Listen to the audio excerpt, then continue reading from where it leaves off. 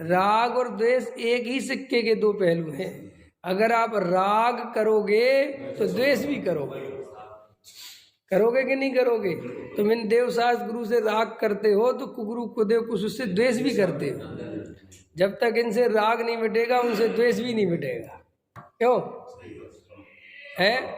और तुम ऐसा देख लो अपन को तो है ना। वो तो अभी देखो मुनिराज जैसे अब जिनेन्द्र देव हैं, उनको ना कुगुरु कुदेव कुशास्त्र से द्वेष है और ना सुगुरु सुदेव सुशास्त्र से राग है। समझ रहे हो कि नहीं समझ रहे हो?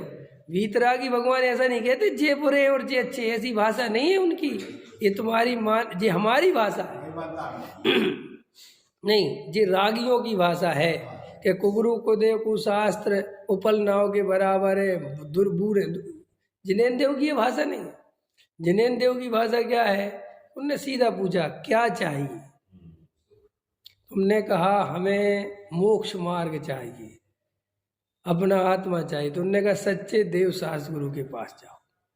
ठीक है, और उनसे पूछा कि हमें संसार में घूमना है तो कुगुरु को देव पूछा। उनने ये नहीं कहा कि जी अच्छे जे बुरे, वो तो तुम चुनाव करो तुम्हें क्या चाहिए। तुम्हें संसार में रहना हो तो मिथ्या दर्शन ज्ञान चरित्राणी इति संसारा, ये संसार का मार्ग है। मोक्ष चाहिए हो तो सम्यक दर्शन ज्ञान चाहिए। उनको दोनों बातें बराबर हैं, उनको कोई लेना देना नहीं, इसीलिए तो सुखी है।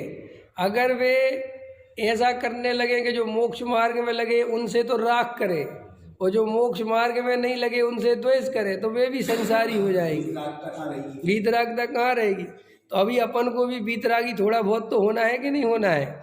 तो अपन कम से कम हाँ अभी वर्तमान पर्याय में पूरा तो होना है, वो तो भविष्य में। इन वर्तमान पर्याय में थोड़े वीतरागी का मतलब ये है कि आप प्रयोजन भूत चीजों से राग देश बंद करो। जैसे बिल्कुल कोई मतलब नहीं है, राजनीति है, बिल्कुल आप प्रयोजन भूत, बिल्कुल समय बर्बाद मत करो, उसमें राग देश मत करो, उसकी जगह स्वाध्याय करो। अब वीतरागी मोरा है ना, तो व्यर्थ की चीजों से बचो, व्यर्थ की बिल्कुल काम, व्यर्थ के लोगों से दोस्ती मत बढ़ाओ। अगर तुम्हारे पास साधर्मी हैं जो तुमसे तत्व चर्चा कर सकते हैं तो काय को अपनी जो है एरे गहरे नत्थु गहरों से दोस्ती करने में लगे हुए हो है? क्यों? जिनसे तुम्हें ऐसी बातें करना पड़े कि क्यों भैया आज तूने शराब तो नहीं पी, ऐसे लोगों से क्यों बात करना? तो बिल्कुल बिना अपने साधर्मी भाई हो उनसे, क्योंकि राग तो आएगा, ये तो बात पक्की है। तो राग आएगा तो कहाँ लगाना? कि ऐसी जगह लगाना जो वीतरागता की ओर ले जाए। राग को ऐसी जगह मत लगाना जो संसार में ले जाए। नहीं समझ में आया? अब महिलाएं आपस में बातें करती, तत्व चर्चा नहीं करती। तुम्हारे यहाँ क्या बना, तुमने क्या खाया, तुमने क्या बनाया, करते कि नहीं करते? और मेरी अधिकतर जितने लोगों से बात होती है, व्यापारिक बात अलग होती है मेरी, लेकिन अधिकतर मेरी बात होती तो मैं यही पूछता हूँ, और भैया क्या चल रहा है, स्वाध्याय कर रहे कि नहीं, तत्व विचार कैसे चल रहा है? कहीं दिक्कत है, कोई बात बताओ। तो ये तो कम से कम उस संबंधी बात तो होवे जो अपने प्रयोजन भूत है। और तुमने क्या बनाया और क्या खाया, इससे क्या लेना देना, ये क्या मतलब की बात है? तो अपन को व्यर्थ के राग देश से बचना, व्यर्थ की कसायों से बचना। अच्छा, इधर उधर की बातें करने की जगह तत्व की, और तुम कहो कि हमें तत्व की रुचि तो है लेकिन हमसे तत्व की बातें नहीं होती, ये तीन काल में संभव नहीं। जिसकी रुचि हो उसकी बात ना होवे, उसकी जिज्ञासा ना होवे। क्यों? अरे लोक में भी लोक है, जरा सा सड़े से प्रेम के लिए कोई किसी से प्रेम करता हो तो ये तक जिज्ञासा होती कि आज उसने क्या कपड़े पहने, क्यों, आज उसका हेयर स्टाइल बराबर था कि नहीं है, बॉयफ्रेंड गर्लफ्रेंड होते कि नहीं। तो लड़की आती, तुमने आज क्या पहना है, तुम बिल्कुल अच्छे नहीं लग रहे, कंघी बढ़िया नहीं करी, तो वो कहता है कि हाँ आज मैं ऐसा था ऐसा था। तो ये उससे क्या पता चलता है कि देखो इसको प्रेम है ना, लोक में। और भी समझ लो, हमें जो अंदर जिसका रस होवे उसकी बात आए बिना नहीं रहती। अगर तुम्हें तत्व से प्रेम होवे तो तुम्हारे अंदर तत्व के प्रति जिज्ञासा, स्वाध्याय करने की इच्छा, देव शास्त्र गुरु के प्रति प्रेम, उनकी महिमा, उनकी भक्ति, उनके प्रति विनय।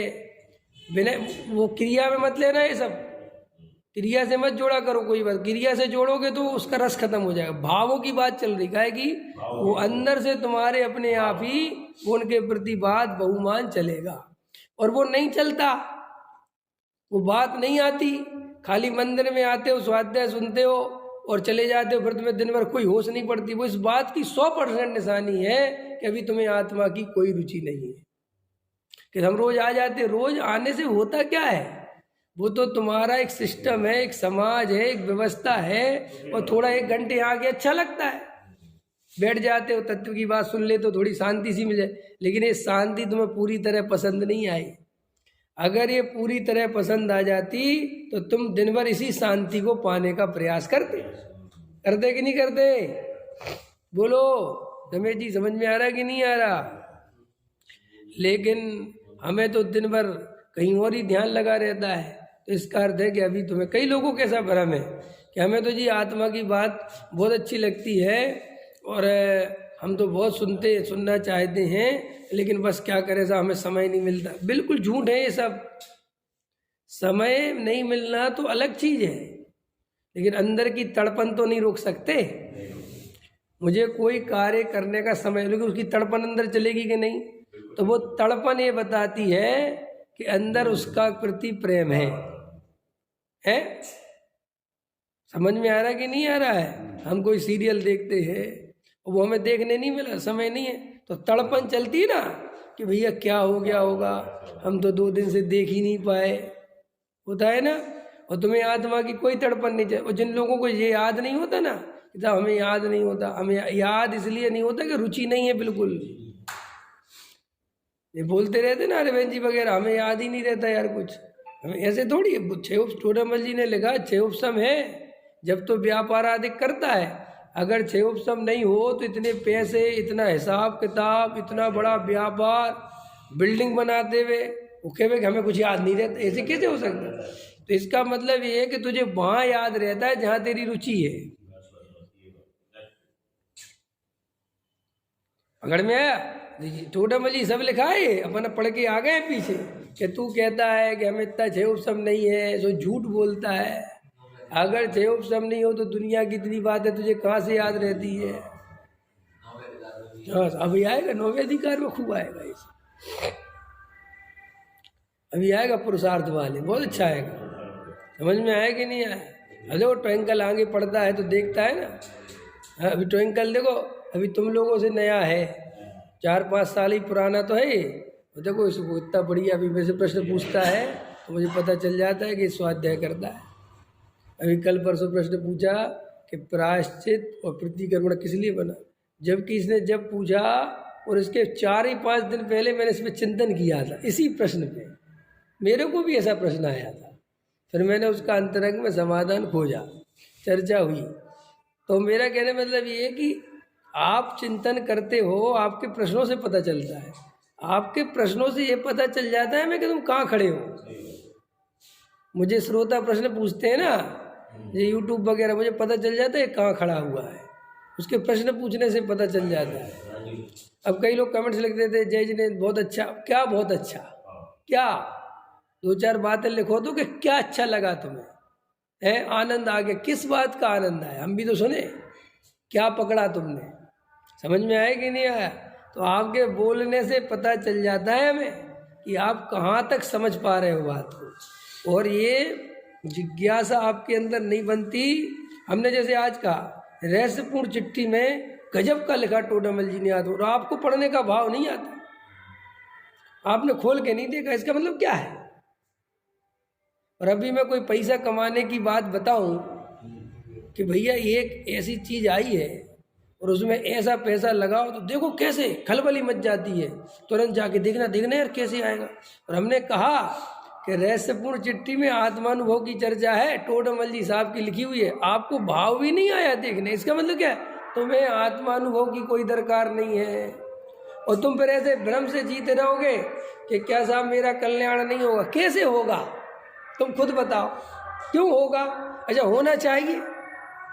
कोई बच्चा व्यवस्थित पढ़ाई नहीं करे जैसे पढ़ना चाहिए, उल्टा सीधा पढ़ता रहे, कुछ भी पढ़ता रहे, और बाद में अपनी माँ से कहे, अपने पिता से कहे कि पापा मैं पास होऊंगा कि नहीं होऊंगा, है कि नहीं बेटा पास, तो पापा आप तो बहुत बुरे हो। पापा बुरे हैं कि अच्छे हैं? वो पापा झूठ बोल देंगे, नहीं नहीं बेटा बहुत बढ़िया, तुम ऐसे ही पढ़ते रहो, कोई बात नहीं, वो हो जाएगा तुम्हारा। क्यों हो जाएगा? ये बाप अच्छा नहीं है, ये बुरा बाप है, ऐसा कहता है। असली बाप तो वो है, सही बाप तो वो है कि बेटे गलत है, तुम मरोगे। ऐसे ही गुरु वो अच्छा नहीं है जो तुम्हें बस व्यर्थ में आओ, तुम तो मोक्ष चले जाओगे, बढ़िया है, अच्छा है, तुम तो कुछ भी करो, ठीक है, बस आत्मा की रुचि करो। ऐसे कैसे आत्मा की रुचि करो? अगर आत्मा की रुचि होगी तो वो दिन भर आत्मा ही आत्मा चलेगा, वो रुचि का लक्षण है। स्वाध्याय के प्रति गंभीरता आएगी, जिन शब्दों के अर्थ समझ में नहीं आते उन शब्दों के अर्थ सीखेगा, नोट बनाएगा, लिखेगा, वो कहलाती है रुचि। जी प्रमाद में पड़े रहना, बाकी कामों में लगे रहना, और हमें तो जी याद नहीं रहता, अब कौन करे, पर हमें तो समझ में आ गया जी, जीव जुदा पुद्गल जुदा, पर्याय भिन्न है। परिणाम आपने ही तो बताया था, हमने कहाँ से बताया था, पता भी है, हम कहाँ बैठ के बताते हैं वहाँ पता है। हम जल्दी बोलते हैं कि भैया ये पर्यायों से भिन्न त्रिकाली ध्रुव ज्ञायक भगवान को पता होना चाहिए, पर्याय माने क्या, कौन सी पर्याय। तो वो आपने बोला था ना, कोई भी भाव हो ऐसे काम नहीं चलता। और अगर अंदर में आत्मा का रस समझ में आ गया, कोई भी भाव भिन्न दिख गया और आत्मा भिन्न दिख गया, वो फिर भी तेरी दशा वैसी की वैसी बनी रहे, संभव नहीं है। कोई ऐसा कहे कि हमें आत्मा तो समझ में आ गया जी, वो तो ज्ञानमयी है आत्मा, और मैं तो जानने देखने में इसमें क्या कठिन है। बिल्कुल सही बात है कि अगर तेरे हकीकत में ऐसे ही जानने में आ गया होता तो तेरी दशा ऐसी नहीं रहती। कि कैसी हो जाती?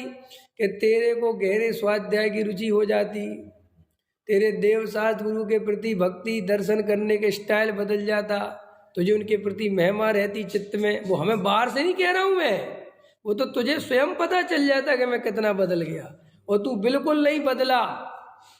और उल्टा भी करो इसका, एक तो स्तर पक्ष ले लिया, अब दूसरे की कमी देखो कि एक आदमी का 6 उपसम है, उनने 6 उपसम में सब परिभाषाएं याद कर ली, सब गाथाएं याद कर ली, और उनको बहुत अच्छा 6 उपसम है तो याद भी रह जाता है सब।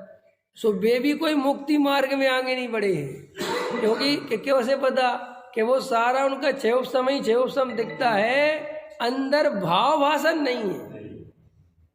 कि साहब भाव भाषण का कैसे पता चलता है? कि वो प्रसन्नता बता देती है कि ये 6 उपसम ज्ञान में जी रहा है, कि ये पंडित्याई में जी रहा है, कि ये शास्त्रों के बल पे बोल रहा है। समझ में आया? और क्रियाकांडी अलग दिखते हैं, उसको क्रियाकांड का रस रहता है। आत्मार्थी को तो न शास्त्रों का रस रहता है, घबराना नहीं, न क्रियाकांड का रस रहता है, लेकिन आत्मा का रस पूरा रहता है। और आत्मा का रस इतना रहता है कि उस रस में फिर जो आत्मा को जानता हूं सबके प्रति रस रहता है। आया समझ में?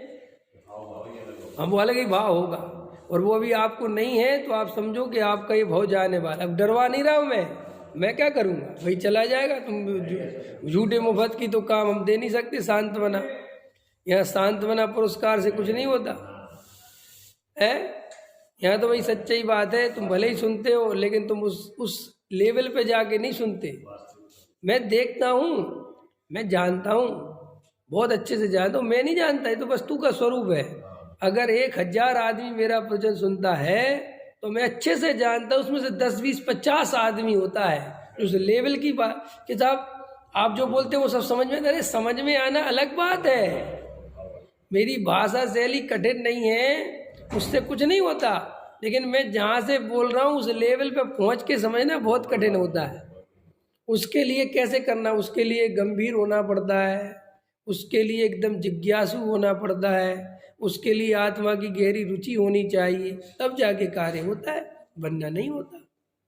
इसलिए जिन जीवों के ऐसे भ्रम है कि हमें तो आत्मा की बात समझ में आ गई, हमें तो बहुत अच्छा लगता है। तो देखो भैया, अच्छा लगने की बात तो ऐसी है कि लोगों को कपिल शर्मा का शो भी अच्छा लगता है, लोग उसमें भी रिलैक्स हो जाते हैं, कहते यार बढ़िया 1 घंटा सुनो, मस्त हो जाते हैं आनंद।